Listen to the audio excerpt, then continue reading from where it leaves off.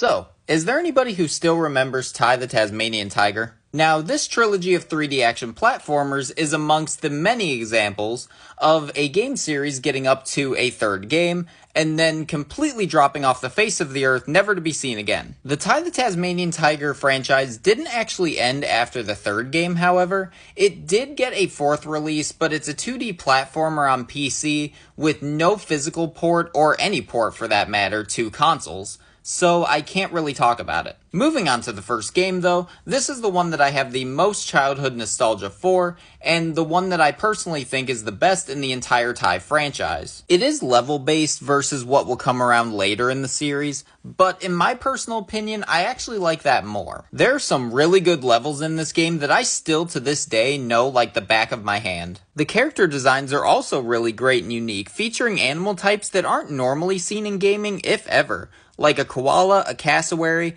and Ty himself being the extinct Tasmanian tiger. This game is just all around a classic. Moving on to the second game, this is where things get much more ambitious. The franchise would now shift from a more level-focused design to an open-world design, which in my opinion does fit Ty very well. There's a lot more to do in the second game versus going from level to level, and there's more to explore being the Australian outback. I did play this game as well as a kid, but at the time it always felt a little too ambitious for me, so I never really gave it the light of day that it deserved.